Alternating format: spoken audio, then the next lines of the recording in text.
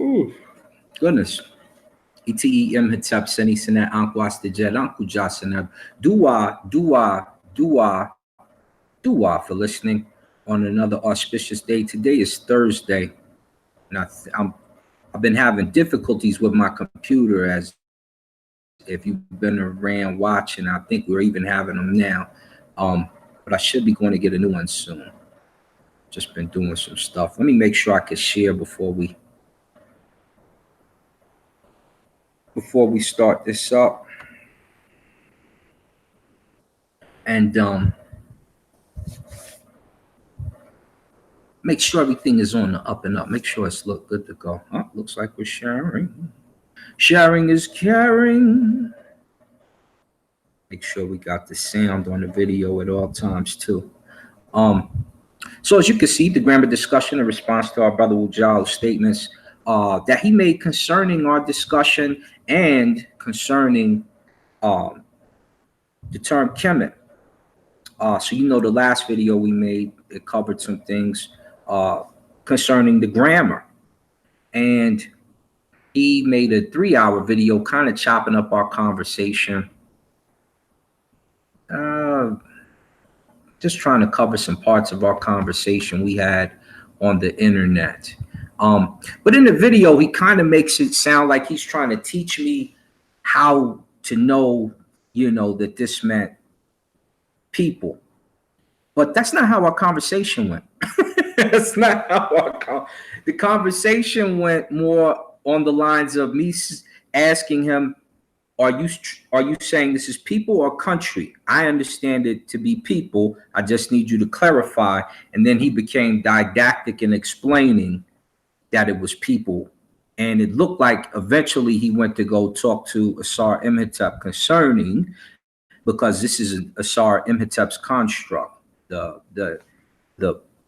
way that they see the term, the way that they see the word kemet and its fold, or if you say iat kemet as a term. So in doing so, he tries to make it sound like I don't know the difference, but I clearly knew the difference, and I'm the one who made sure that he knew the difference. I was the one asking the question, which one are you trying to say here?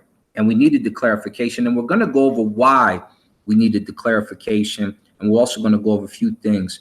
One thing I'm doing right now, this might be a lengthy video, right before I go to work. So I took a little time off. My brother Felix passed away. I wanted to do the opening of the mouth ceremony for him this morning, but his viewing is not until tonight, and it's a late night for me. So I'm probably not going to get to do it, unfortunately, but we'll definitely still do it here, though I won't be able to touch his mouth with the adzi, which is what I wanted to do. Make sure, you know, we get the incense, etc., going for him. But nonetheless, that's our brother. So let me hide this. Let me look for, I done pulled up all this stuff, and I still didn't even get a chance to pull up the goodies. Let me see where, I think, never mind. I think I know exactly where it's at. Let me go in here.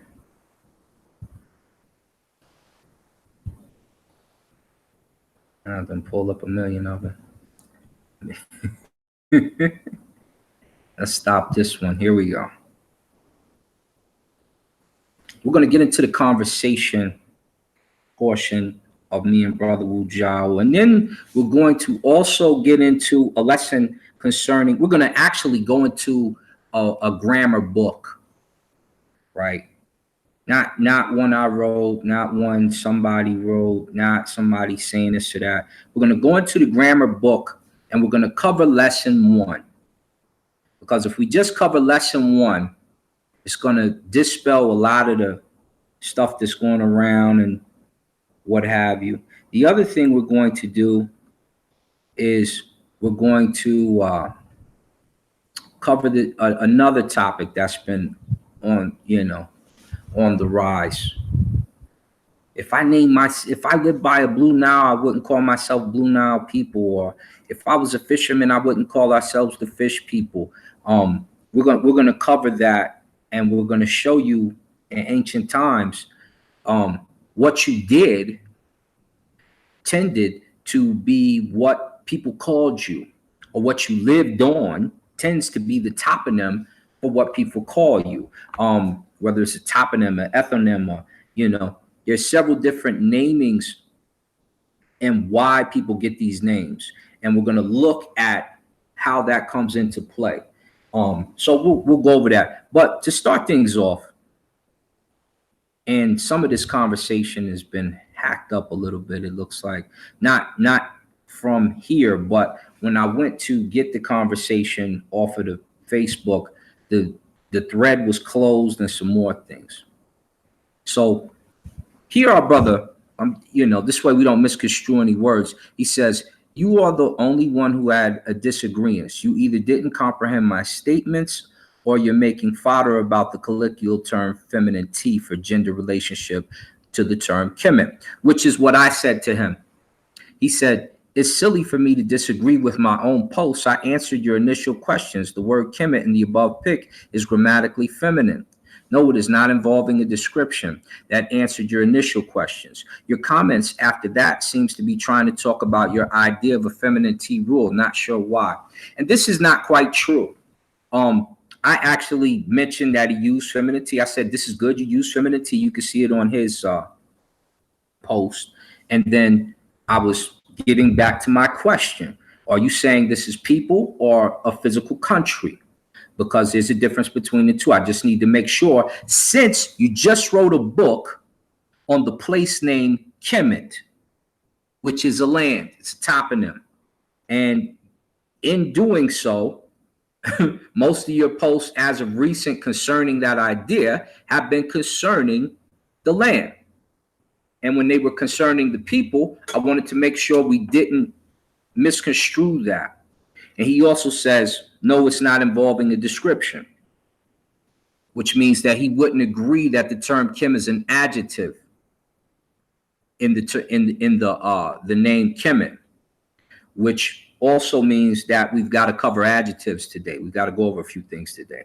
So he says, your initial questions on my post were answered. The above word is not a description. And yes, the word is grammatically feminine.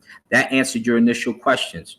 So these weren't my initial questions. My initial questions were, are you talking about people or country? Because when you say the riparian nation of such and such, I need to make sure you're using nation correctly. He throws this off. And he keeps trying to harp. I think he said harper on his video. I don't know what a harper is, but he tries to harp on, if you've seen the HARP, y'all can look that up, meaning focus on the feminine T after that, like trying to get away from it. And I said, you answered the question and acted as if I was confused. Lots of laughs. You sounded like you confused yourself as we both come back to feminine T. You call it by its proper term. I use its nickname. He said feminine genitive, and we'll cover that in a minute as well. Your claim of being confused made no sense. It looks like you type in a pretend fashion, as if you don't know the colloquial feminine T rule, just to come back and use its proper name, which neither disqualified my statements nor changed the perception. It just made it look like you walked yourself in a circle to come back and recognize the rule. So we talked about femininity, but all I put initially was, I see you guys recognize the feminine T rule. After I had made the other statements, are you talking about nation physically as a country or people? And then we go on further. We're gonna go into a few more. And so he changes what's above to this. So he changes this to Kemet. You can see the video before that we did on this. I'll pull up his original as well. He changes it to this Kemet,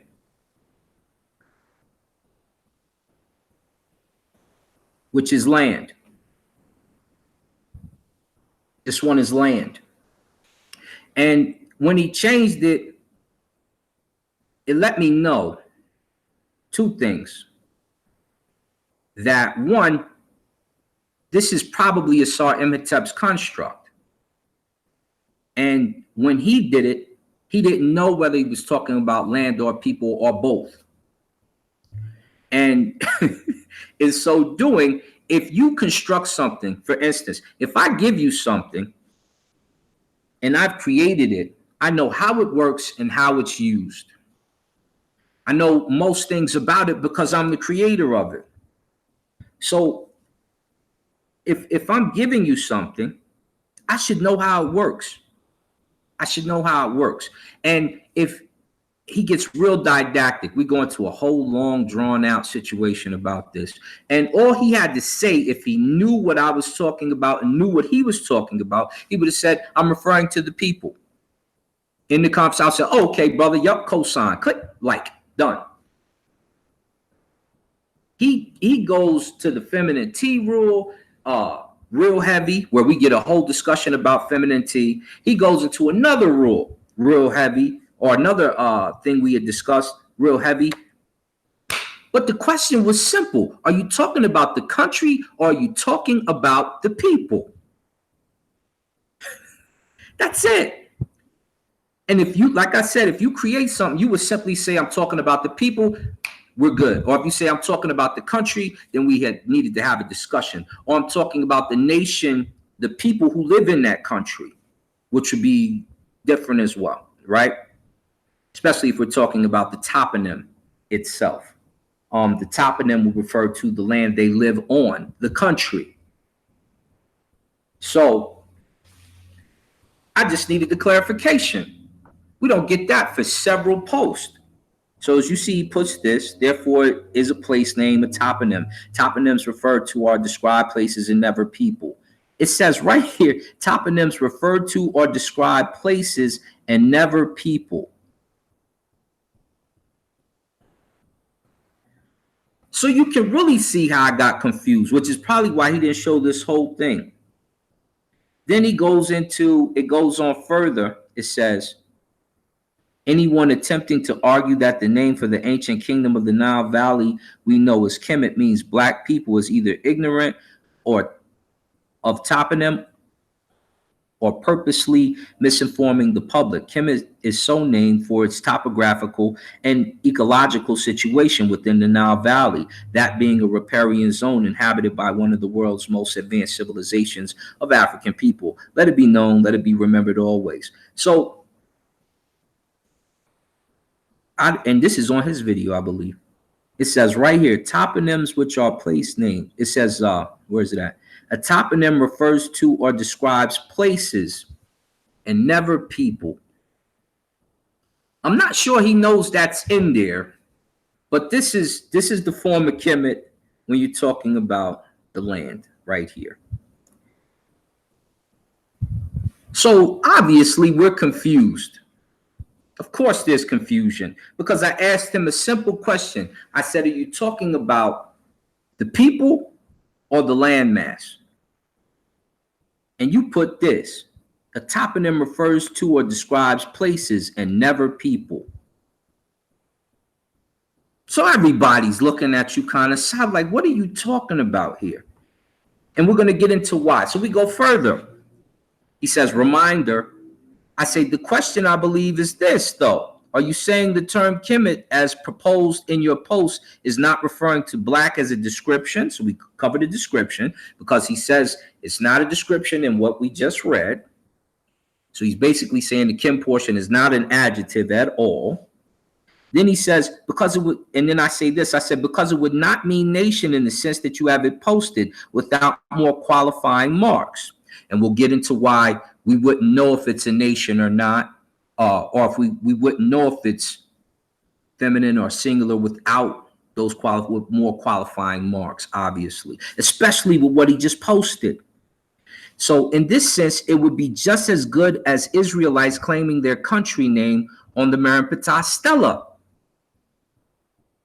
And we do see the feminine T rule in use.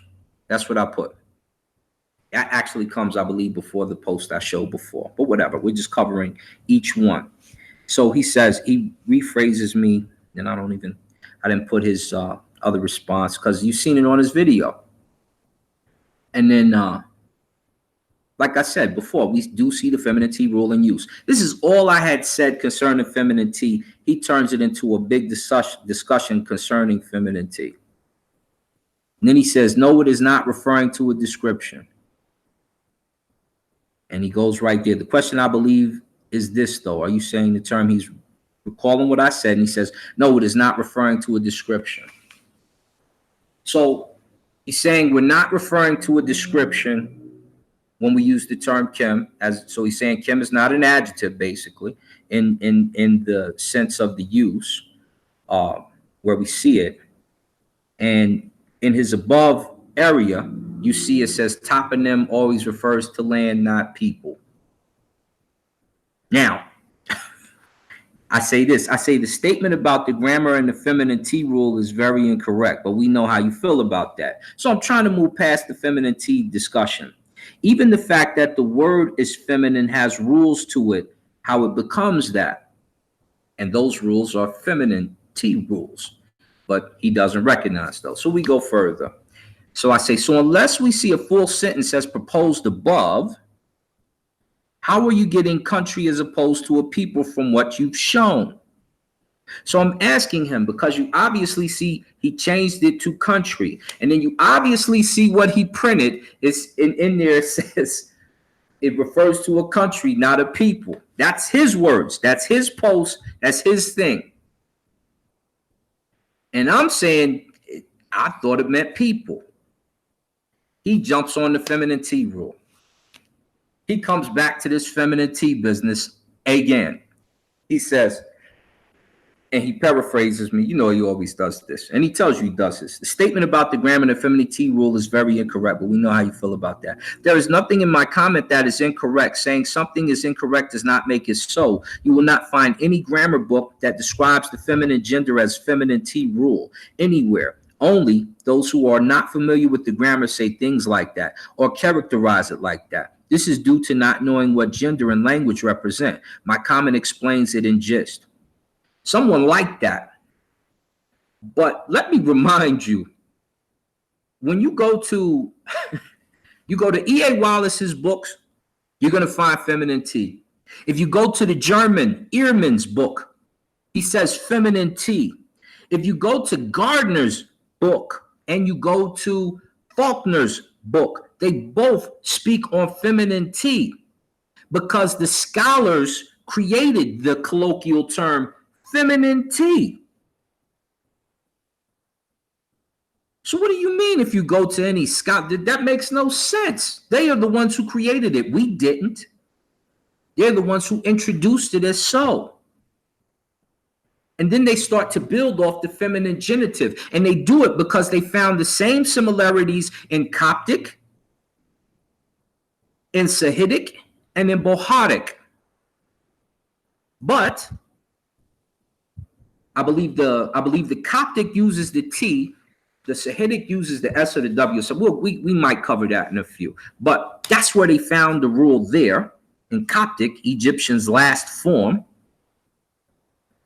or Medu Neter's last form, if you will. And the scholars created that. Scholars created it. We didn't create that. They created that. But he's still going over here with the feminine T. And we don't need to discuss feminine T in depth. We need to get whether you're talking about people or country. And from his post, he said country. Let's go back to it, just in case we missed that, right? This post said right here, toponyms referred to are described places and never people.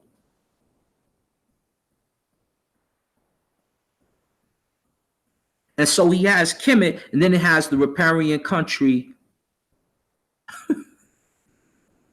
So you understand the contradiction there, and you understand why the dilemma is there and why I have to try to see where he's going with this so I can understand what he's talking about. But let's keep going. I said, claiming those who deal with the grammar don't recognize the rule is incorrect, not just because of my statements. We watch everyone from Massey to Faulkner speak on the rule. That's what they call the feminine T rule. And under feminine T, there's more than, just that. When we talk feminine genitive and we talk about other things in Medu Neter, they speak on it, but they named it this. Budge and Brugger speak on the rule. Faulkner, Gardner, who he quotes the most, Gardner, because he's always talking about a Gardner code. So without question, you say Gardner the most. They all said feminine T. And one of them created it. They made the statement concerning. Maybe it was Kirchner. Maybe it was Thomas. Maybe it was the other cat who people always give credit for deciphering Medu Neter, who slips my mind at the moment. But let's be clear. They are the ones who created the term feminine T, not us. And they're the ones who use it. So when you make a statement, which he did on the video, I think he did it on his video and he made it right here. We've seen the statement earlier. Scholars use this. And so finally, he gives me the sentence. I'm still typing to him, though. I ain't even get to the sentence yet. I'm still typing. I'm Mario Beatty and Rickety Yama speak on the rule. All right, now we have something to work with, I say. He finally produces the sentence. Because remember, what he first shows us is not a sentence. It's not a sentence. What he first shows us, let me see. Let me see if I even still got it in here.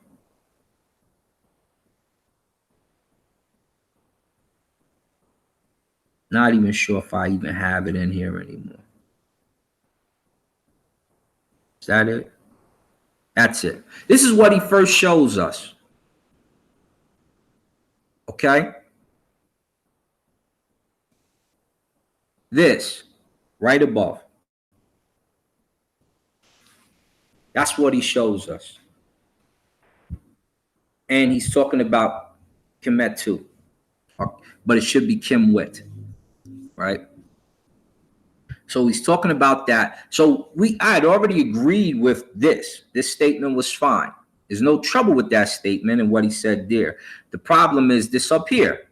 I needed to know which one he was talking about, the people or the country.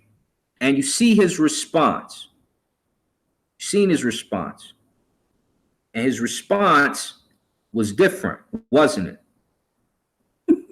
And this is why I'm like, what are you talking about, man?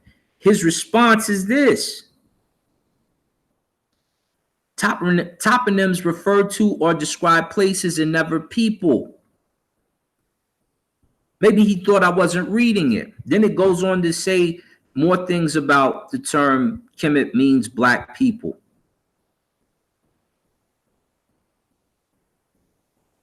Okay?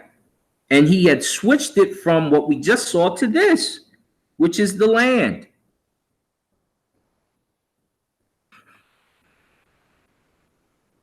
So now you're confused probably at home. I was confused looking at it. I was confused watching it. I was like, what did you just do to us right there?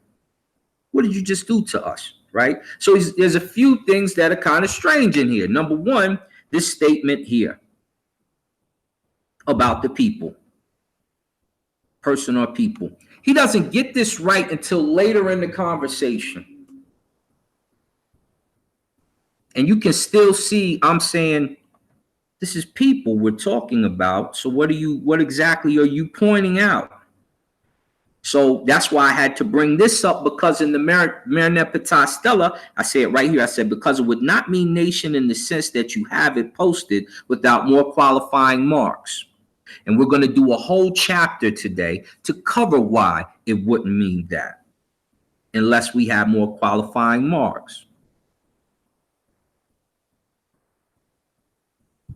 And then he goes on here. We go a little further because we don't have to cover every single thing, but you can see where the confusion crept in, because he went from it's only a country, it couldn't be a people, to no, it's a people, but they're not black, to where you at? Where you at with this, huh? There is no feminine T rule. No one who deals with the grammar of the language characterizes anything called a feminine T rule. So he says that twice. says it twice. He says Ronnie Kimmett has two genders that are used within a syntactic system of concordance agreement. So when we talk about syntactic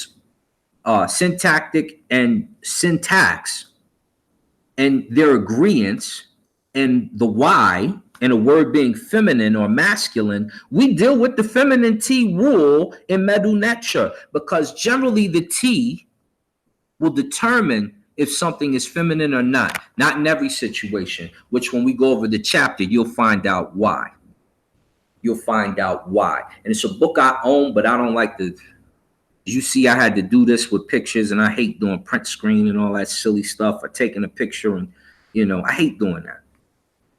So a word being feminine or masculine simply functions as triggers for the system of agreement in any given syntactic environment. The word in the post is grammatically feminine and will trigger other words to be feminine that have a syntagmatic relationship with it.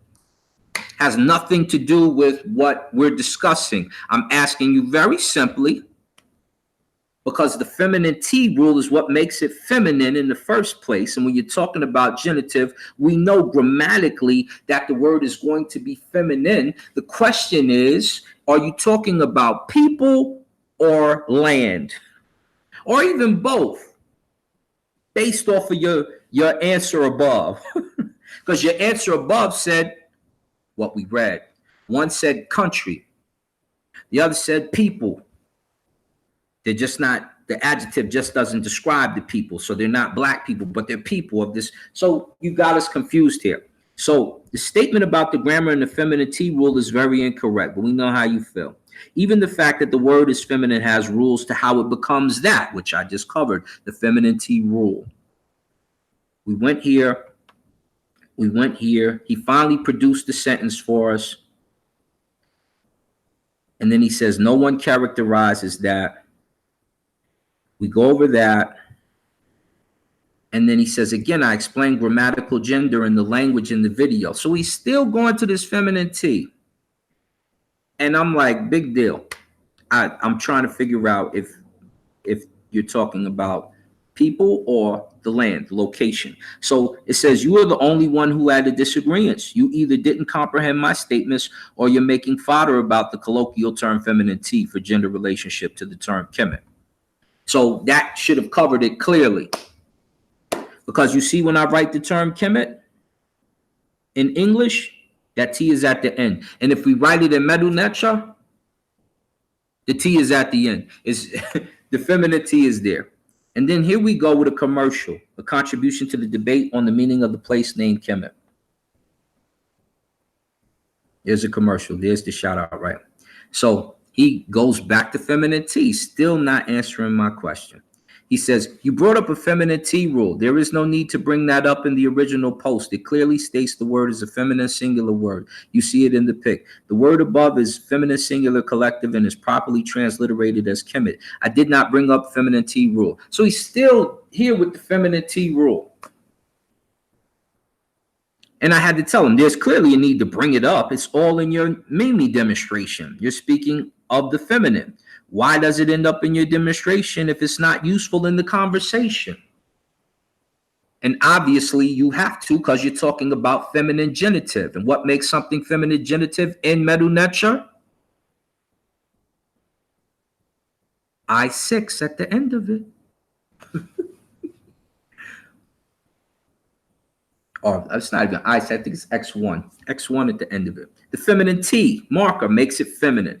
But that has nothing to do with what we asked initially. What we're trying to get at, as you've seen, I mentioned it, but we're trying to see something else. So I said, you shouldn't mention anything feminine in your demonstration then. Somehow it found its way. So why would you be talking about feminine genitive if you're not going to mention the feminine T rule? But that has nothing to do with my question. He still hasn't came back to my question. He said, do you agree or disagree with the post? And I said, concerning Kemet being black in the original, no, I believe it is descriptive. So remember, he said it's not description. I said there is description there because there's an adjective. We'll get to that later. I believe it's speaking about a people. And You see, I clearly state that. Your second portion with the full sentence, I still don't believe it removed black Kemet from the description. And that's because we look at Kem as an adjective. The term used, Kemet to you, etc., you would be correct on. So we've covered already. When it comes to people saying Kemet to you, it should be saying Kim with. We know that. You're correct there. I actually said it above, if I'm not mistaken, but this is all that's left of that thread. You can only get what you can get.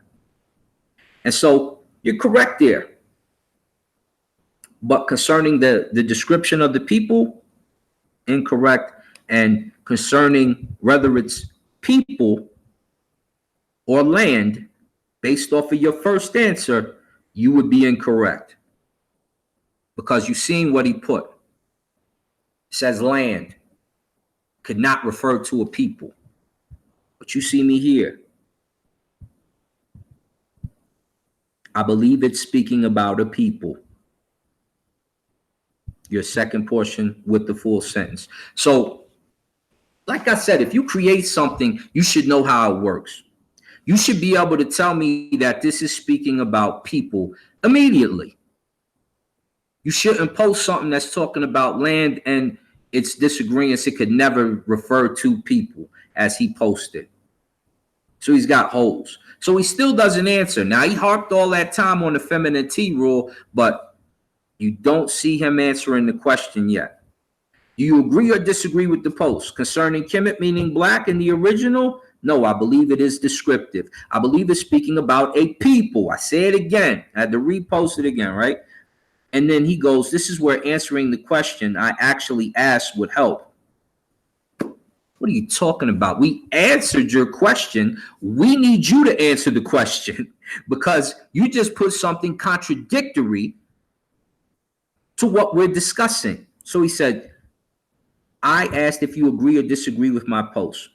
By post, I'm talking about the original topic post that you make comments on now, which I answered then, which is above. Then we had to clarify portions because we're talking about portions of the post now to make sure we're clear. Kemet 2 was never in question.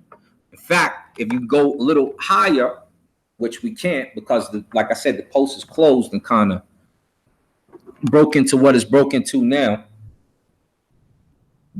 You can only see this. Can't even see. I don't even think you can see most of the other people's statements concerning before. So we go a little further. It says to slow walk it. Now he wants to slow walk it. But all he has to do is simply say it's talking about people. Whenever you see the above word transliterated as Kim 2, it is done in error. Do you agree or disagree? And didn't I just answer him? Didn't we just cover that? It's right above here. It says the term used Kemet to you, etc., you would be correct on. Why are you asking again? Why are you not comprehending that question was already answered? Strange. They do this all the time and they get didactic. But what you can't take back is the fact that you put that contradictory information above. You put it above. It said never refers to people. And this is where there became an issue. And so now we go here. You need to slowly walk back to the top of the thread when I slowly type THIS true. And I did this before the earlier in the thread, which you can't even see. Then I started to ask other questions concerning, is this a country, a land, or a people? And it takes him a while to answer this. At this point, you are dragging the post out and diverting. I asked a simple and straight question.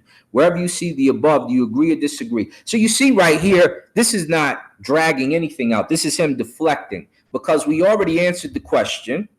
I had already typed this is true above, which you guys can't see because he cut off the top portion of the thread and locked the thread. And you can see later, he posted that Kemet Mimi, the second one. And in the second Kemet Mimi, it says never refer to people.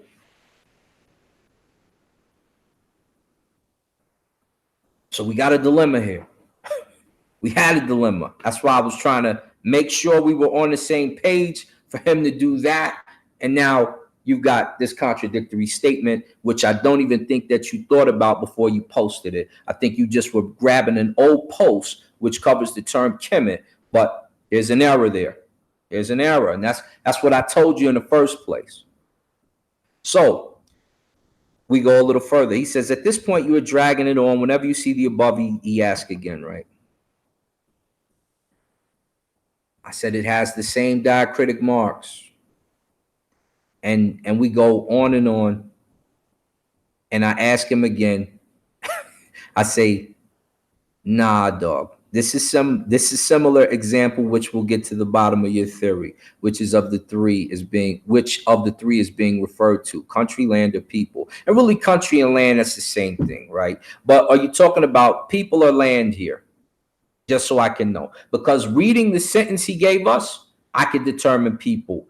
Reading his response with the Kemet Mimi, the second one he put up, it doesn't refer to people, he says in it. That threw me off.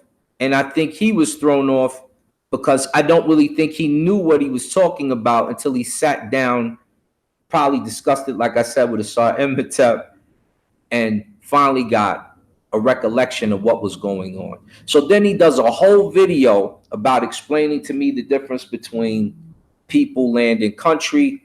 And I didn't need the video. I needed you to read. I needed you to understand what you just brought the video about. When you brought that video about, I'm hoping you understood everything in it, because nation can mean people, it can mean land, and it will generally refer to a country. It can also mean people in that country. The question was simple to you, though. Which one were you referring to? And at this time, you couldn't say either or. You couldn't say either or. You couldn't tell me.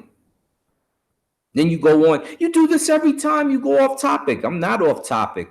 Family, I'm asking you something simple. Which one are you referring to? Because you, and like I said, Jameen, you probably don't even know it. Go read it. It throws everything off. It said never refer to people.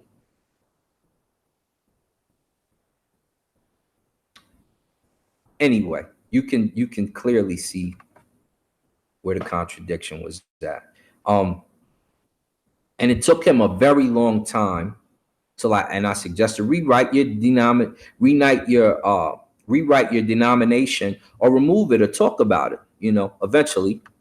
Because right here, I tell him again, to divert is not a useful tactic here. Part one is answered. What are you doing with the riparian country in the Mimi demonstration? You are convoluting your demonstration if you don't want it to be part of the topic. And then we get another commercial. Contribution to the debate on the meaning of the place name Kemet. Has the Egyptian hieroglyphic writing system been deciphered?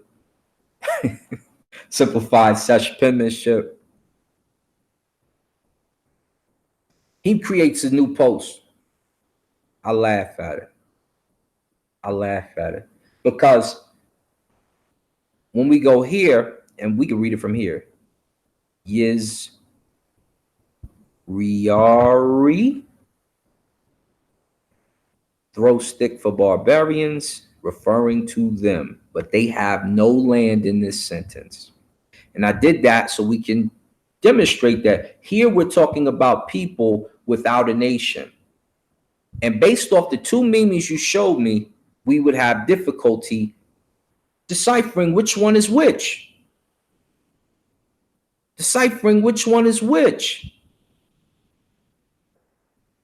Once he does that, immediately Harold comes on. No land determinative, and I hit like exactly. There's no land there. Which one are you talking about? Is it a country, land, or a people, right? So I've already shown that it must mean people. He still hasn't answered the question. I think he answered it lower after the thread was, whatever, but not during that time. And all I needed him to do was say people. That's all I needed him to do. So I post his meme here. And I say, correct, Harold. So how did Wudjau Iri Ma'at get the riparian country with no land determinative? Because grammatically speaking is different than grammatically writing. And people don't really understand that. They don't really understand that. All of a sudden now I believe he knows. And I believe this is from a consultation. All you had to do is say it's people, right? Like I said, if you create something, you would say it's people. Here's the two, right? Here's the two here. Kemet, the riparian country. The nation of the riparian country. So the people in the country. I just needed them to confirm that it's the people for us, right? So I can make sure he's on the same page. It took him forever to do that because I'm not sure that he actually knew that at the time. I know he definitely knew it after he made a very good video concerning, but you're directing it at me as if I didn't know. But as you see this conversation here, I knew clearly it was people. I knew clearly it was people. We needed you to know clearly it was. Here goes another commercial. Any, when we are having a discussion, my brother, don't start hopping up with commercials. Don't stop hopping up with commercials. The book is probably good. We don't doubt you. We don't doubt you. But hopefully you straighten that piece out, because what you showed never referred to a people. It has to be land. Okay, there's confusion there. And then it made me have to ask you that question in the first place. So when you go make a video about about people, nation, meaning nation, we know that. We know that. Here, we'll make it easier, right? Let's make it easier. Let's go here. Let's go here to Merriam-Webster. Let's start to break some things down. Definition.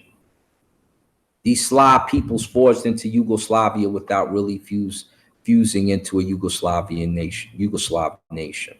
So it can mean it can cover nationality, a politically organized nationality, a non-Jewish nationality. This is the term nation.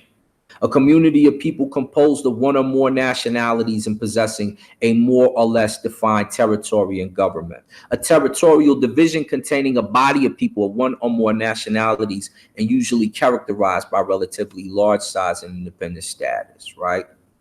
We know what nation means. It's one of the richest nations in the world, the largest state in the nation, right? Right? But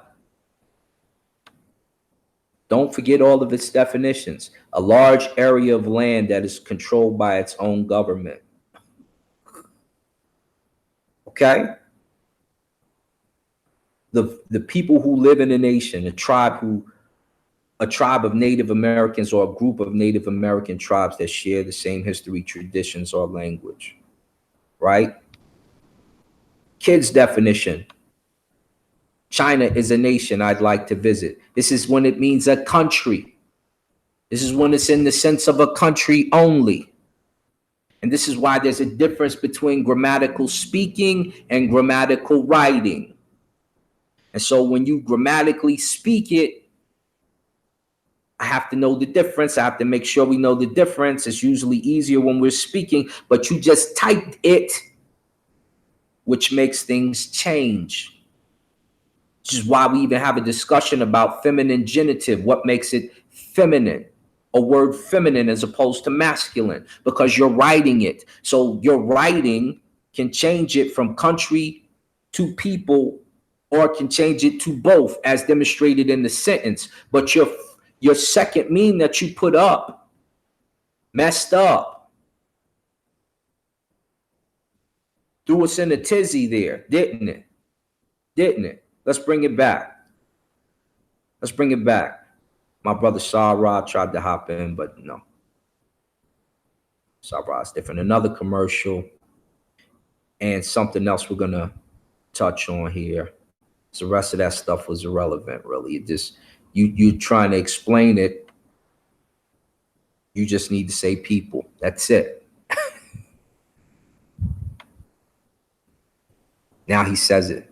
The Kemet depicted in my pic is attested in the literature, expresses the meaning of a people. Now we get it from him. He eventually put that up over some time. Initially, he did not put that up. Initially, you seen what he put up. And that's why there was a problem. And then these cats, they over here like, this is pseudo. No, you don't know the language, bro. But that's okay. It's okay. Sometimes you just got to let go and let God. That brother's an Israelite. No, that's our brother Harold, former Israelite. Atiba scratching his head. He doesn't know. He's like, what the heck is he talking about? But how can you read what's in the picture and think it discusses country? And this is because he wasn't on the other thread to see that. So much energy given with no return. That makes no sense at all here. So, we go a little further, huh? And we go into a grammar book, don't we? James P. Allen, scholar. Gender. He's talking about gender. He says this. Let's cover femininity real quick. English divides nouns into 3 gender. Masculine, which can be replaced by he or him. Feminine, which can be replaced by she or her. And neuter, which can be replaced by it or its. In English, some nouns are naturally masculine, feminine, or neuter. Father, mother, rock. Others have no natural gender and can be used for any of the 3, which I mentioned in the video, and I think he spoke on in his video. I think he said English doesn't have something. I can't remember. You can go back and watch his video. Then you can come back and watch this right here. You can see what he said during the conversation. It says, the speaker gave his report. The speaker expressed her opinion. Attached the speaker to its base. Egyptian has only 2 genders, masculine and feminine, and all Egyptian nouns must be one or the other. It is usually easy to tell which gender a noun is with very few exceptions. All few nouns have the ending T added to the root. For example, Sinet, sister, root, sin, sibling, masculine. Nouns often have no special ending, though some have the ending, or W added to the root. Examples are sin, brother, keftej, enemy, and hafau, snake. It is important to keep in mind that the feminine T is an added ending, not part of the root, to mark in the difference. Some Egyptologists separate the feminine ending from the root by a dot in translation, sinet, showing feminine or sister. A few masculine nouns have T as their last consonant, is the most common example, but we'll get into those in a minute. But you can see feminine T is an added ending. It's the feminine T rule concerning feminine genitive. But no scholars speak like that. James P. Allen, you're no scholar. It goes into a whole, we go into a whole. As in English, some Egyptian nouns are naturally masculine or feminine. These follow the same rule as other nouns. Examples are itej, father, or iti, as you've probably seen it, and mejwet or mewet, mother, or mut, mother. Like English too, Egyptian have many pairs of masculine and feminine nouns. The feminine counterpart of a masculine noun is made by adding the feminine ending T to the root, not to the masculine noun, even though this often appears to be the case. Since many masculine nouns have the same form as the root, here are some examples of such pairs.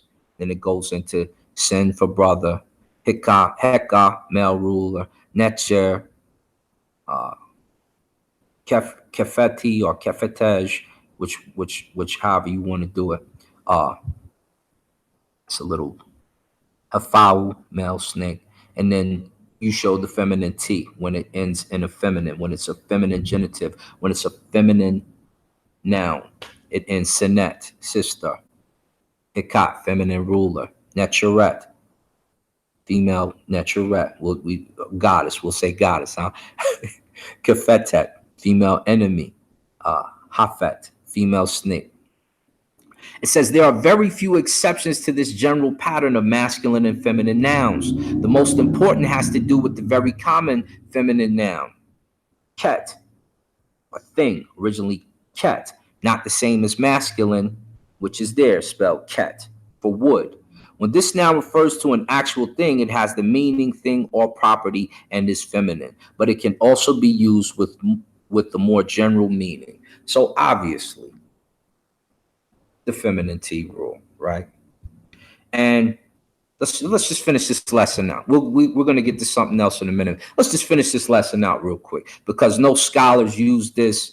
It's not referred to as femininity, et cetera, et cetera. And there's a bunch of books we can pull up that show femininity. But there are very few exceptions to this general pattern of masculine and feminine nouns. The most important has to do with the very common feminine noun, ket. We just read that, right? When this noun refers to an actual thing or property and is feminine, but it can also be used with more general meaning, something, anything, without referring to anything specific. And in that case, it tends to be masculine. Another exception has to do with proper names or places, such as countries and towns. These are often treated as feminine, regardless of their ending. Number, beside gender nouns, can also indicate whether they refer to one thing or more than one. This property is called number. Modern English nouns have two numbers, singular and plural. Middle Egyptian nouns can also be singular or plural and dual, which we're going to get to that in a few. Let me see what else is on this here. Again, let's look again. Let's make sure that this is no feminine T, dual strokes, emergence of, where is it at? Where is it at? I think it's talking about the dual stroke. So it's talking about the dual stroke markers here. And this will cover what he discussed a little bit on his video. It says the dual strokes and Y, two strokes, the marker of a dual, become a phonogram for Y at the end of words. So we're talking about the word endings right now, masculine and feminine still. The dual endings are we, masculine, and T, feminine. And we can see the two strokes passing from ideographic to the phonetic, and their as their use is extended beyond dual words. Gardner's book. And I believe if we go, where's it at? The emergence of Egyptian writing. Where's it at? Where is it at?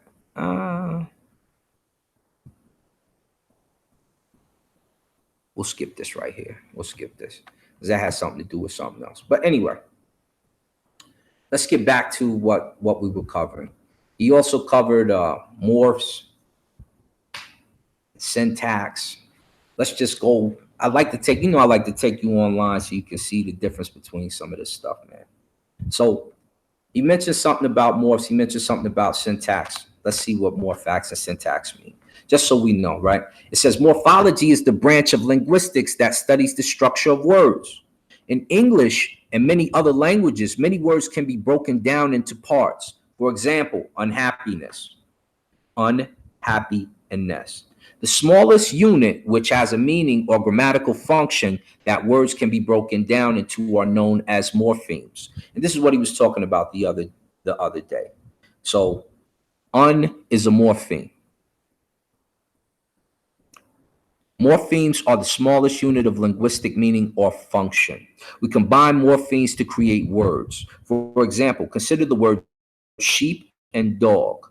Each one of these words is a single morpheme, but we can put them together and create another word, which is sheepdog. We can then say that this new word consists of two different morphemes. We can also take it to another level and pluralize it, which gives us sheepdogs. See how they put the S on the end. Now, this word contains three different morphemes because the S is considered a morpheme as well. And you can see how that's broken down right there. We'll click this in a minute if you need. But one of the most, because it's basically giving you a prefix, the beginning of a word, it's giving you the suffix, and it's giving you the infixation at the other portion, right? The stem. So, or the S at the end, or the ending of, to make it plural or dual, or, if you're if it's singular, it wouldn't have that, right? But so it says this, it says, now this word contains three different morphemes because the S is considered a morpheme as well. One of the most productive ways to form new words is through affixation, which is forming new words by the combination of bound affixes and free morphemes. There are three types of affixation, and we just covered this. Prefixation, where an affix is placed before the base of the word, such as un. Suffixation, where an affix is placed after the base of the word, happy, or ness, happiness in that case, because you would, yeah. And then infixation, where an affix is placed within a stem, mothers-in-law, and abso-blooming-lutely. Abso-blooming-lutely, which is really absolutely, right? While English uses primarily prefixation and suffixation, many other languages use infixes. Infection, combination of a word stem with a grammatical morpheme, same word class, clean verb, cleaning verb, and its derivatives or derivation. Here is combination of a word stem with a grammatical morpheme. Yields different word classes, clean as opposed to cleaning. Compounding, combination of multiple word stems, cowboy equals cowboy, right? So that's your morpheme. That's your morphs, and they're different places in the syntax. You can watch it in a sentence here, right? You see noun phrase, you see noun phrase, det, determinative, the, noun, boy, conjunction, and determinative, the, noun, girl, verb, ate, determinative, there, noun, t, okay? So this is what he was talking about concerning morphology and syntax and how it's used in a sentence. Let's get rid of these because we're gonna go back into what we were talking about, and we're going to qualify Kim as an adjective. Because in the second mean, remember he says it doesn't, basically they're saying it doesn't mean black. You've seen it all through the discussion. So let's talk about an adjective real quick. What is an adjective? A word or phrase naming an attribute, added to or grammatically related to a noun to modify or describe it. So it's grammatically related to the noun, and when it's related to it, it modifies it, changes it, or it describes it. That's what an adjective is. So we've got to qualify it, because remember he said, he doesn't know what that is. That's what the brother said, right? Let's go. Let's see. Let's see. Let's go a little further. We want to break this down. What is an example of an adjective? Words like small, blue, and sharp are descriptive, and they are all examples of adjectives because adjectives are used to identify or quantify individual people and unique things. They are usually positioned before the noun or pronoun that they modify. So they're either before the noun or the pronoun that they modify. Some sentences contain multiple adjectives. So there can be more than one description for something. Let's make sure we get this right? Want to make sure we can qualify Kim as an adjective. What is an adjective? For starters, adjectives are words that describe nouns or pronouns. They answer questions like what kind, how many, and which one. The three main types of adjectives are descriptive adjectives, quantitative adjectives, and demonstrative adjectives. Okay? So we just want to make sure we qualify Kim as an adjective. And we know what an adjective is now. We know what an adjective is, and we need to make sure we know what we're dealing with, right? Let's go to proper noun real quick. A proper noun is a noun directly associated with an entity and primarily used to refer to that. Some proper nouns occur in plural form, optionally or exclusively. And then they refer to groups of entities considered: occupational name, patronymic name, sobriquet, technonymic, etc., etc. And what are we having a discussion about? Kemet as a place name, right? That's what's on the table. Let's keep going. Let's get in. Like I said, I didn't set up. I just jumped on real quick. I didn't set up nothing. So some of this stuff we got to wait for a little bit. And before we go further, you can see another scholar, Femininity, right? And he quotes Gardner and he quotes calendar, or calendar as they pronounce it. Femininity and logographic writings of feminine words, the separate writing of the feminine ending with logographic writings does not simply indicate that the Egyptian felt is to be an ending rather than part of the root. It is really a special case of the phonetic complementation of ideograms and testifies once again to the intermeshing of the phonetic and ideographic. So you see scholars use femininity. And because I'm just kind of hopping through stuff, you're going to catch a couple of those because none of this is really, I didn't really plot it out. I just pulled some stuff up that was up and I was going over it. And so you can get it. And so you can see the scholars use the femininity rule. And they made up the term femininity. Back to adjective, right?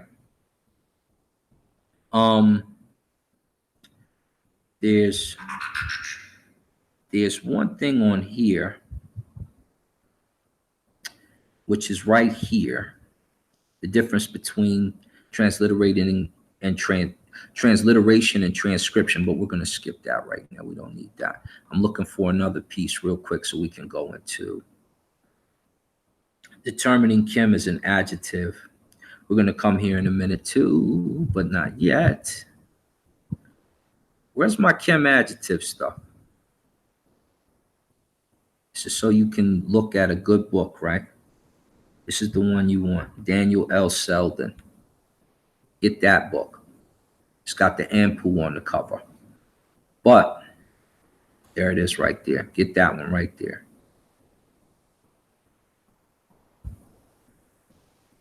Where is my other? I think it's. We'll come back to that. Here we go. Yeah, here it is. So here we go. We're going to go through lesson 1 of this book. We're going to read 8 pages. And in these 8 pages, we'll determine a few things about adjectives, about nouns, and we can see if and plural, feminine, and singular. Because in his video, he goes over plural, feminine, and singular. And his is placed together a little better than mine. It doesn't matter. Facts are facts, and that's what's important here. So let's go. We'll start with nouns. This is lesson 1. Remember, this is how simple this is. You can simply get lesson 1 in a book and break this down. This is the book I was just telling you about, Daniel L. Selden. I have this book, but like I said, I'm not copying and pasting pictures and making no big. I'm not doing that. When we go through this, though, we're going to cover a lot of the stuff we just talked about and a lot of stuff you hear them talking about. And this is so you have full clarification concerning these rules that they bring up. So it says nouns are words that languages use to designate things real or imaginary. Aardvark and a unicorn. Concepts or actions, reason, murder, even words themselves, noun. Some nouns are general enough to apply to many different things. River, actress, or specific enough to refer to only one thing. Ganges, you know. The latter are called proper nouns, and in English, they are usually capitalized. But note, the preference of the American feminist author Bell Hooks, as in Hebrew, Greek, French, and Nahuatl, Georgian, and many other languages, nouns in Egyptian are built of roots and affixes, prefixes, infixes, and suffixes, as we just covered when we covered syntax and morphemes just a second ago. In English, the nouns pig, pigs, piggishness, pigsty, and pighead all have in common the morpheme pig. It is the root of these 5 words. The word pig itself consists of only one morpheme, pig. The others are formed by adding things to this root. We covered what that is. For example, the ending S to form the plural. The word pigments also contains a phonetic sequence pig, but etymologically, it derives from a different root word. So phonetically, you still have pig at the root of pigment, but it comes from a totally different terminology, a totally different word than pig itself, right? Because pigment refers to color generally, and we're not going to get into the one that it refers to, but yeah, it would come etymologically. So when you look at the etymology of pigment, you're probably not going to find pig there.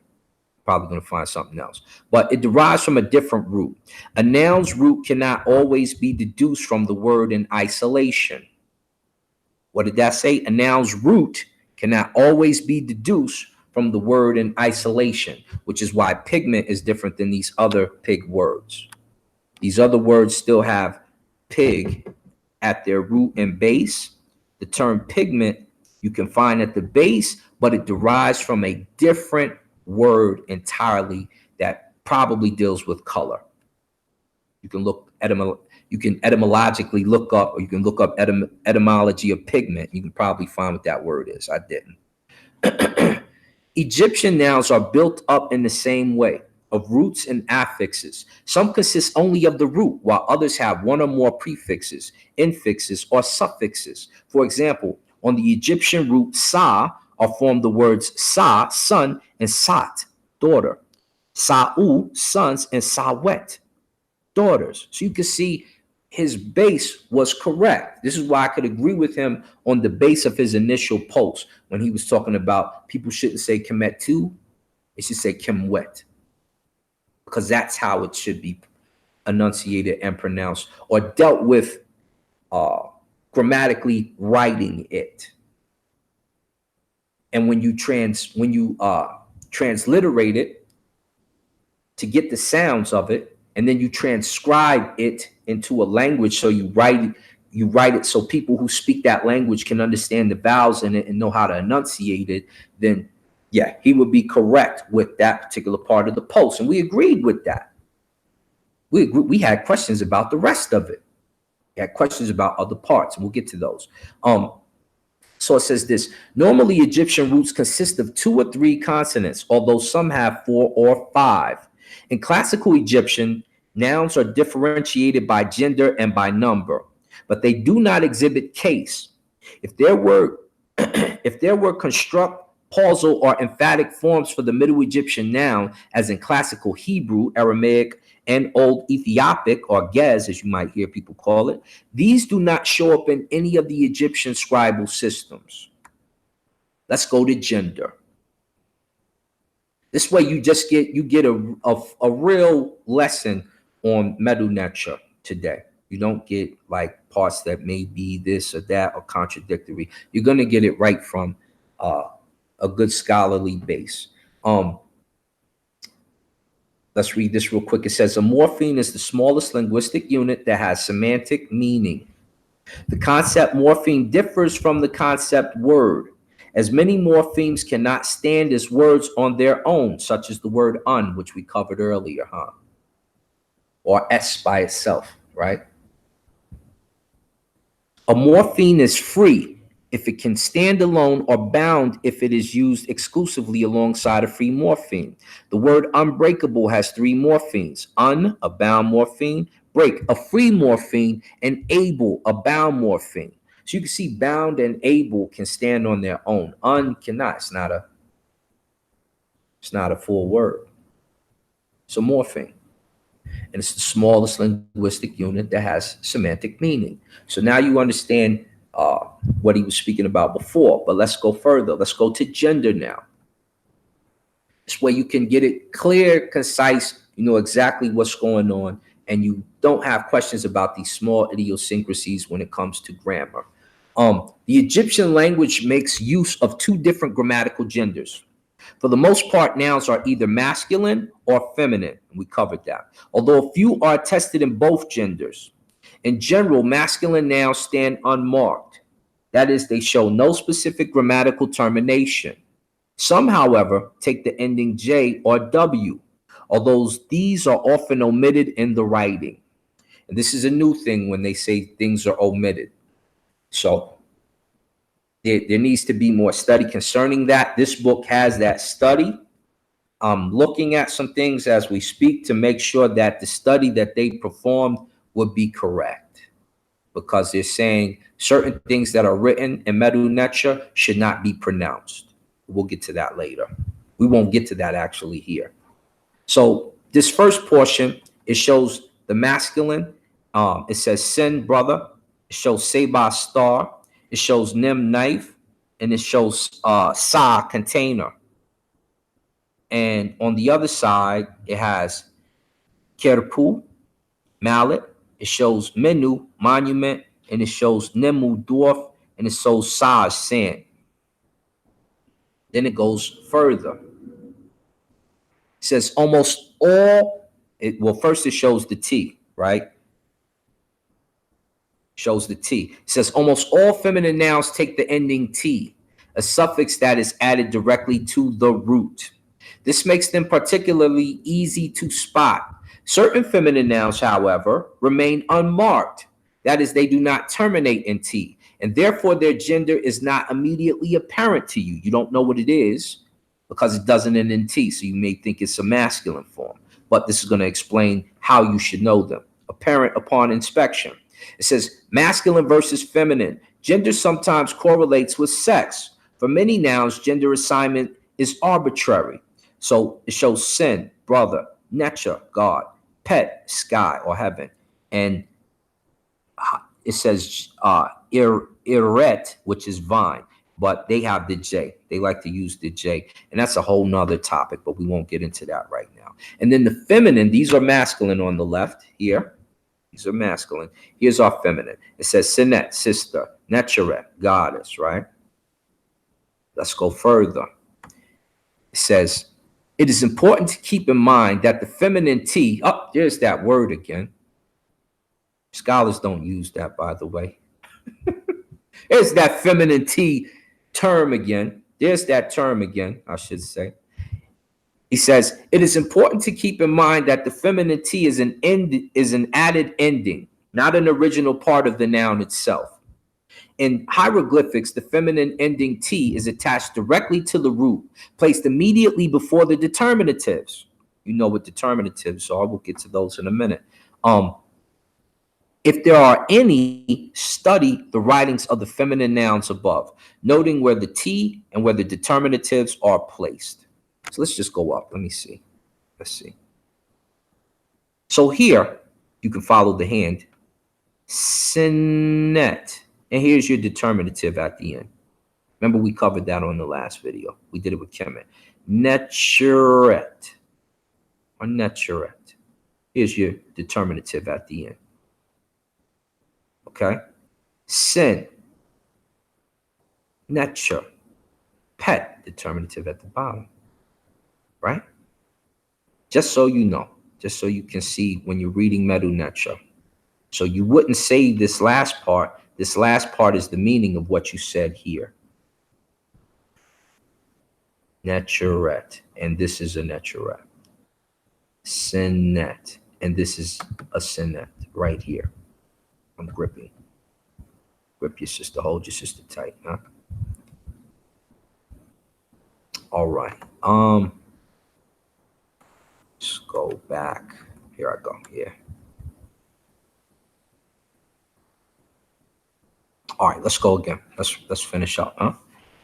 Because we got 8 of these. We just going to go today. We're just going to go and move today. It says, where did I leave off? It was, we'll just read it again. It is important to keep in mind that the feminine T is an added ending, not an original part of the noun itself. In hieroglyphs, the feminine ending T is attached directly to the root, placed immediately before.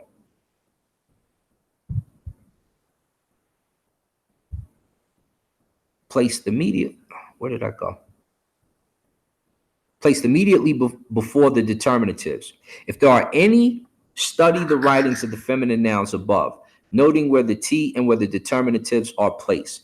In transliteration, this grammar follows the widespread Egyptological convention of separating the feminine ending from the root by a dot, like pet. So you see the P, you see the dot, you see the T. Netcheret. So you see netcher, N-T-R, then you see the dot, then you see the T. Sinet, S-N, you see the dot, then you see the T, and so on. So this is how they transliterate it to the English from the Medu Neter. Other publications, however, run them together, pet, netcheret, sinet, and so on. Although there tends to make the morphology, it tends to make the morphology less clear. And that's because sometimes you can't determine it because it's written in English, as opposed to the Medu Neter, where you can see and you can tell the difference between the determinative here and the other descriptive portions before it, which make up the word, right? So let's go further. Nouns part 2. Many place names do not show the characteristic ending T, but function as a feminine grammatically nonetheless. Compare these examples. So these are all feminine, but they don't show the T. You see Har for Syria, Palestine. This is masculine. Chenu, Libya, which is big controversy about that right now. Chenu. Buto, or P. They call it Buto. These are the masculine. Let's look at their feminine forms. Shitet, or shit. If we just were to read this, this would say shit, Asia. Shitet, we'll put for the sake of, right? That'd be a little disrespectful if we left it the other way. Kash, Kash, or cash. You could say cash. Kash or cash. And it was the cash because you know the relationship between Kemet or Egypt and Ta-Nehisi, Nubia, right? Or Kash, if you will. Kash. Abdu. Abdu, right? These are feminine, this right side. Yet they have no femininity except for this one here. These do not. These do not. And we'll get into that in a minute, right? So it tells you. Conversely, some words that end in T are masculine. This occurs when T is not a suffix, but the final letter of the root. So if T is a part of the word initially, like a word like what, right? Then it can possibly still be masculine, right? A word like text, a word like pot, it still be masculine. Why? This occurs when T is not a suffix, but the final letter of the root. So the root word simply just has a T at the end of it. It's a word that was created to end with a T, not feminine T to mark its feminine from its masculine genitive, right? So this is the difference. This is how you know. That hasn't been explained. People just say it does. You've heard some people say there is no feminine T rule. We also find masculine words. This is why. Because the T is part of the root word. So it can still be masculine in those cases if the T is part of the root word, right? That's the difference. So it says this. It says, when the T belongs to the root and is not the feminine ending. In this grammar, the feminine ending T is always punctuated with an antecedent dot. If there is no dot, the T is part of the root. Thus, a word like ket, which is here, you see ket, is always punctuated with an antecedent dot. If there is no dot, the T is part of the root. Thus, ket, wood, masculine, versus ket, thing, which is feminine. Among the most common masculine nouns in which the forms part of the root are, and then they give us a few. Ket, masculine. Atef, or at, as you see, they say you shouldn't pronounce this F in this word. Like I said, we're not going to cover that today. We're not going to cover that today. Naket, N-A-K-T, basically, and then the determinative. Naket, right? Victory. To wit, statue, image. These are all masculine, though they end in T. You see the T, T, T, T. Over here, more masculine. Connect. It, or jet, as they put, but it's it. Moot, death. Mit, penis, masculine. In transliteration, a letter written in parentheses, for example, moot, represents a consonant that belongs to the stem or ending, but is not written out in the hieroglyphs. Such writings are often called defective, so they call it defective writing.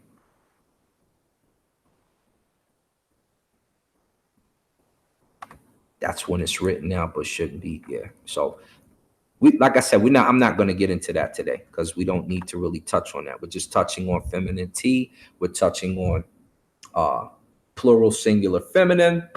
And we're going to touch on the adjective, which we started on the adjective, and I said I didn't plan this out. So we know what an adjective is. You can go back to that, and we'll get to why Kim is an adjective in a minute. But a few nouns exhibit the reverse morphologically. They are feminine, but occasionally in other contexts, they function as masculine, usually with a slightly different nuance in the meaning. For example, ket, when it means thing or things, is feminine. However, when it means something, it is treated as masculine. For the plural strokes, see below under strokes. See also 1.21 attributive adjectives. So get the book and you can see that. But here it says, ket, nebet, neferet, all good things.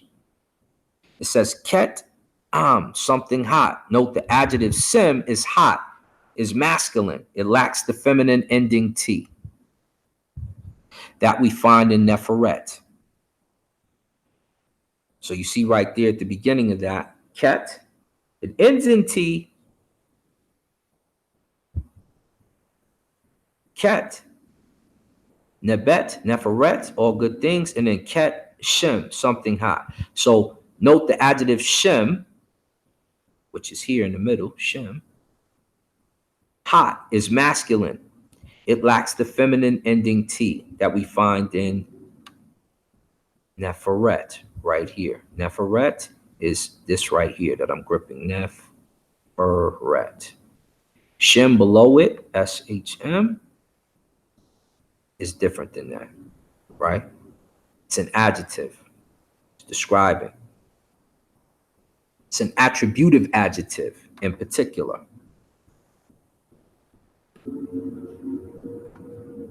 Let's go up. Will it let me go up? Hold on.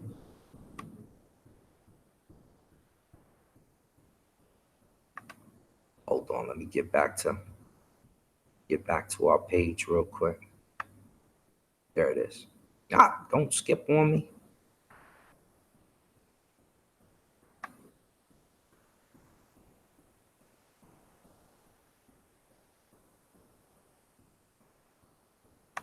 Uh-oh, it skipped on me. Let me go back. Make sure I got it. There we go.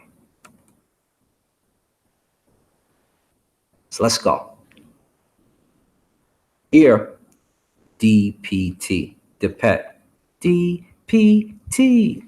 All right, like many languages, Latin, Russian, formal Middle Egyptian dispenses with both definite and indefinite articles. Thus, the noun depet may be translated a boat or the boat, or just simply boat, depending on the context in which the word occurs. So we need context in order to determine some of these things. And that's why I was telling him, we can't just put that up, Kemet, like you put it up, and know exactly what it means.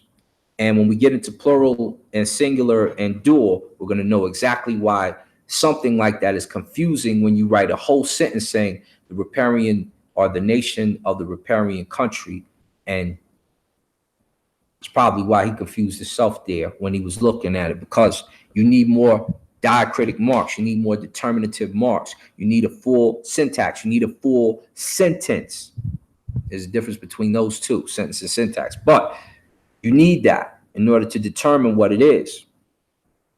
Thus, the noun depet may be translated a boat, the boat, or just simply boat, depending on the context in which the word occurs. Colloquial Middle Egyptian almost certainly made use of articles. However, these are rarely encountered in written text except where they reflect the spoken language. So there's a difference between written and a difference between spoken. For example, in letters, legal statement, or in tombs, some captions as quotations of persons of inferior social status. The articles sporadically encountered in some literary papyri may well be later additions to the text and cannot be taken with certainty to represent the original writing. Hold on, somebody's at my door. Let's see who's at the door.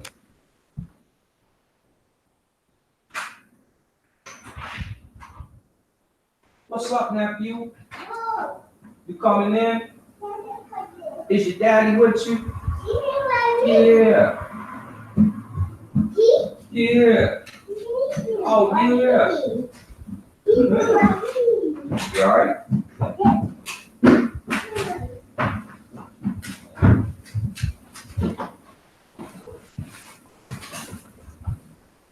Whew. It's my nephew and my little brother. All right, here we go.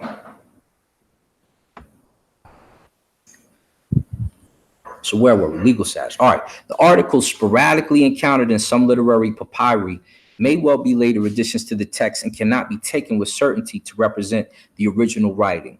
To express definiteness and indefiniteness, Middle Egyptian has various demonstratives and paraphrasic or paraphoristic phrases at its disposal, which this book treats later.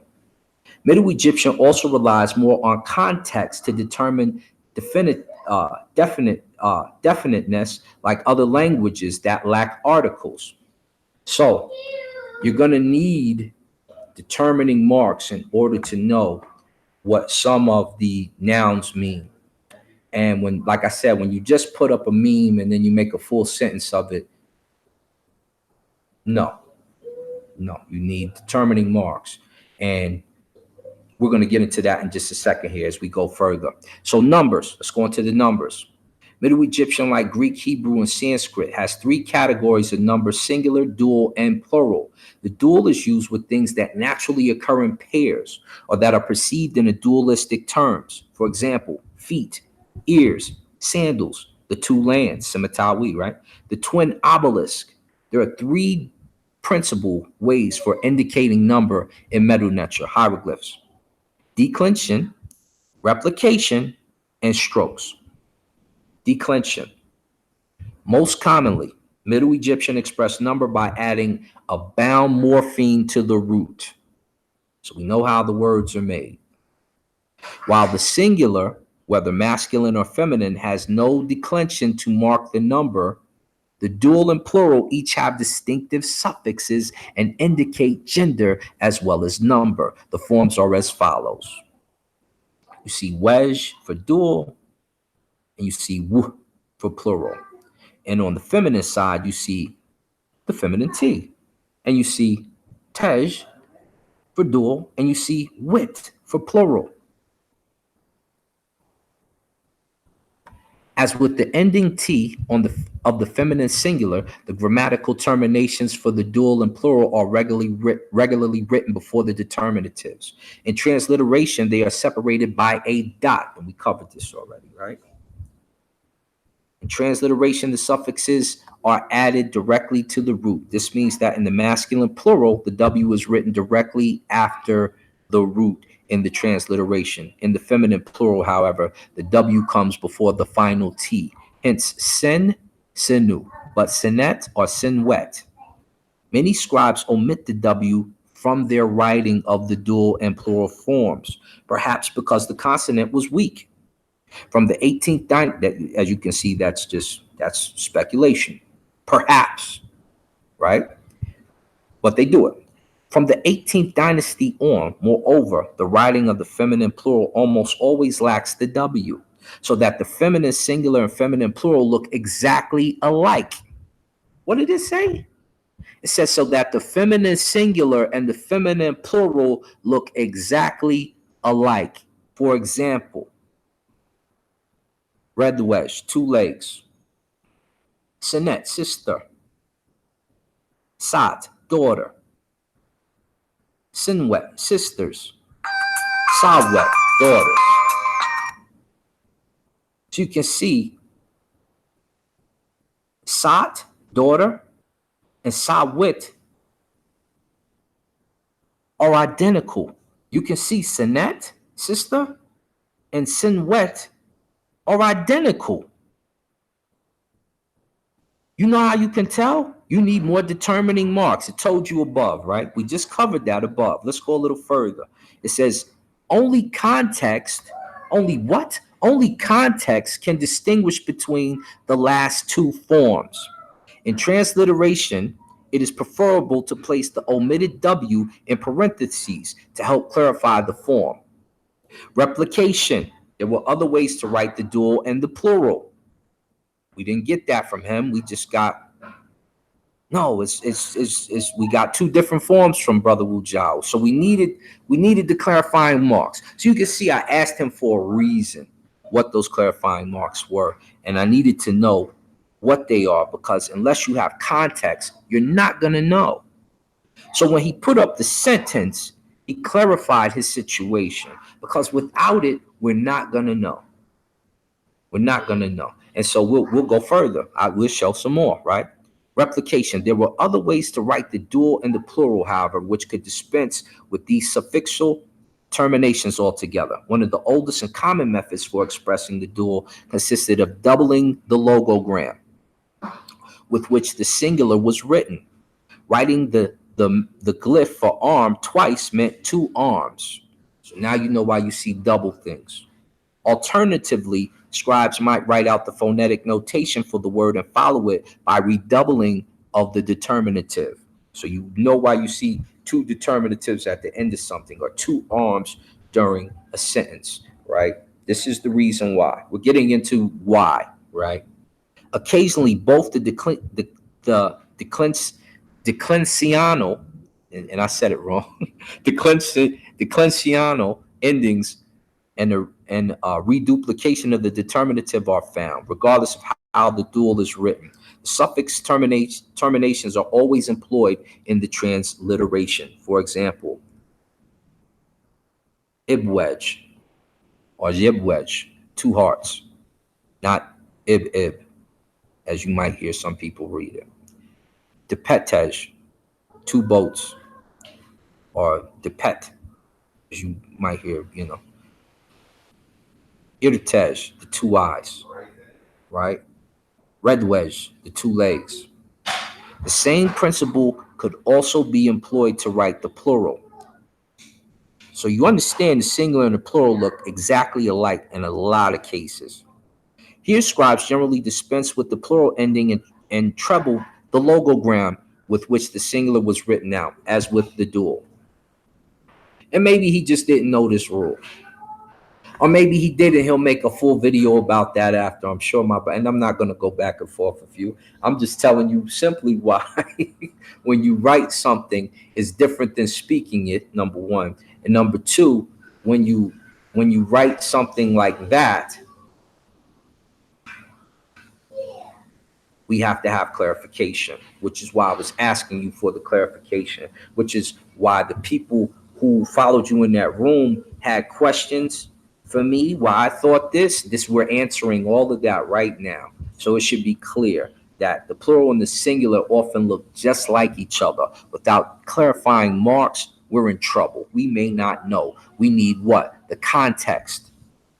We need it to be used in context. I need to see the sentence. When he showed the sentence in the thread, then I was able to comprehend what was going on. But He still didn't. He still didn't. I said, this is people. He still didn't agree with me. He's still trying to talk about feminine T rule, which is why we covered the feminine T rule pretty thoroughly here, didn't we? But let's go. It says, they also sometimes supply the phonetic notation for the singular and then triple the determinative. Occasionally, both the declension, I can't say this word, declensional endings and reduplication of the determinative are found. With biliteral nouns, scribes sometimes repeated the word 3 times in its entirety. In any case, the transliteration still employs the suffix endings. You can see sao. You don't even have the quell chick at the ending. You don't have a W there. But that means sons. Tepu, heads, headmen. Debau, fingers. Himwet, women. Itu, ancestors. It, father. And you don't even see the reed leaf present. It's really, if you looked at this and read these here, these 3 at the bottom, whoa, pull this up some. If you read these 3 at the bottom, you would say tef, tef, tef. You would say tef, tef, tef. Here you would say it, tef. But they're saying the F shouldn't even be pronounced in that fashion. This should be itu, and this should be it for father. Or yit. They're making this sound like a Y sound, and that's the J they're putting there. But different subject, different situation, right? It says this, it says strokes, dual and plural, could also be indicated by the addition of linear strokes. The oblique strokes, dual strokes placed below or after the writing of the word commonly function as a marker of the duality. The 2 strokes could also be written vertically or horizontally. For example, the dual for 2 arms might be written in any of the following ways, with no difference in meaning or in connotation. And it gives examples. Let's go to plural strokes. Plural strokes and plural dots, similarly in standard Middle Egyptian, plural strokes frequently serve as an indicator of plurality. Occasionally, the scribes also wrote plural dots. These strokes or dots were placed immediately below or alongside, that is, after the semantic determinative. Again, the suffix pronouns are employed in the transliteration. So per is house, first one, not peri, per. Peru, houses, or you can write it this way, or you can write it this way, or you can write it with these 3 dots. All 3 of those mean Peru. Ibu, hearts. Sa'u, sons. Mut, mothers. You see these 3? They all mean Peru. So you understand, if you don't have the clarification on what you wrote, I don't know what you're talking about, and I have to ask you to make sure. And even though I hinted for you, I actually told you what I thought it was people, you didn't make that clarification for a very long time. And if I build a construct, we covered this earlier, if I build something, I construct something, I should know how it works. I should know how it works. I should be able to tell you, oh, that means people, brother. Keep going.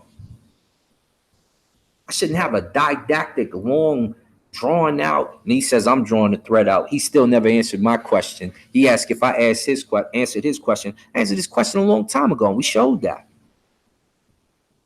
The problem is, you didn't know plural and singular look the same. The problem is, you couldn't distinguish the country from the people, or both. You couldn't tell me. So when you put the sentence up, I read the sentence, I said, okay, you mean people. You still didn't know. You still didn't make that clarification. It took you a long time to make that clarification. And so when we go to this right here, because I got to go to work, we'll cover the Kim, the adjective on the next one, and we'll cover the locality, a tier, on the next one as well. Well, I have to do it later because I got to go to work, right? Watch this. It says, like nouns, adjectives are inflective. And this is where we should have got. This is where we should have wanted to. We'll read this. We'll get to this. We got to know how we know Kim is an adjective, but I'm probably not going to get to all of it. But adjectives are words that describe qualities such as size, color, or value. In English, adjectives are most commonly used to modify nouns. That is to specify what kind of noun is meant: a large man, a narrow corridor, and so on. So we read that earlier. In Middle Egyptian, however, it's a little different in Medu Necha, as I told before. The adjective can serve not only to modify a noun, attributive adjectives, it can also stand on its own and function as a noun, substantival adjective, as adjectives do regularly in Greek or French and occasionally in English. For example, the wicked man. You can see wicked adjective is a modifier, as an attributive adjective. It's attributive here. The wicked adjective is a mass noun as a substantival adjective. So it's a little different in Medu Necha. Not thought he knew that, but let me show you something right now. We'll go into it, right? Like nouns, adjectives are inflected for number and gender. In fact, the declension of the adjective is exactly like the noun. The full declension for nefer, good, therefore runs as follows. Let's look at its masculine form. Nefer, masculine singular. Nefer wedge, masculine dual. Neferu, masculine plural. So you can make a distinction right there with these Medu Necha, can't you? Nefer by itself, Nefer dual, we got the quelled chicken strokes. Neferu, plural, we've got the word with the quelled chip. Let's see what happens when we talk about feminine. It says Neferet, feminine singular. Nefertej, feminine dual. Neferwit, feminine plural. Can you tell me the difference if I say this? Not if I say it, if I write this and if I write this. And I tell you this is feminine plural. How can you tell the difference between the singular and plural form? You can't. You can't. You know why you can't? Because you need context to go with them. And if you don't have the context to go with them, they look exactly alike. And this is like I said, this is lesson 1. This is chapter 1 in the book. And this is overdue that we went ahead and did this anyway, but let's go further. It says this, it says in the feminine plural, the W is almost never written out. So how am I going to know that means neferwet unless I see it in the context of a sentence? Therefore, the feminine singular of the adjective and the feminine plural look identical. Only what? Only context will distinguish one from the other, as with the defective writing of the feminine plural noun. And remember, when they don't put the W, they call it defective writing. When a plural looks like a singular, but there should be more letters written and they don't, they call it defective writing. We covered that early on reading this, right? So only context will distinguish one from the other, as with the defective writing of the feminine plural noun. However, the transliteration places the omitted W in parentheses. Like nouns, adjectives also employ replication to express duality and plurality, as well as dual and plural strokes. The practice is, in fact, quite common. So when you write, when you do this to me, we're not going to read the rest of that. We're not going to read the rest of that. When you do this to me right here, where is it at?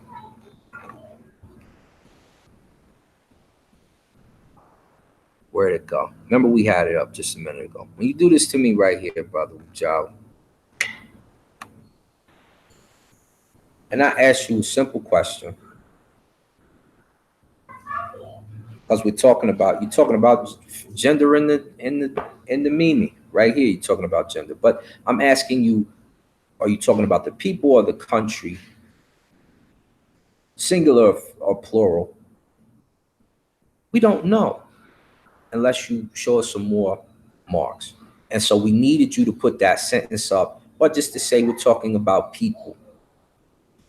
What you did though, which really confused me. Let me show you, in case you forgot, brother.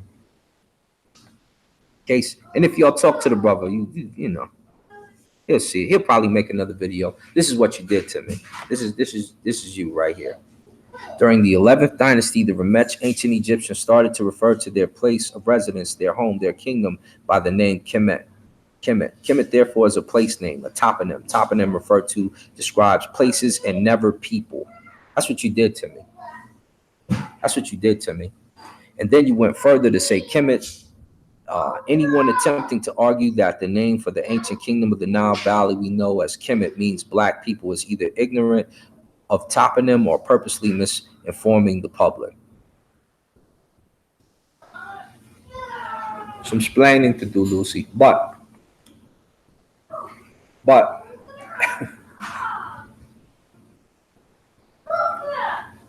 so you shouldn't have answered this with that, because it totally threw me off.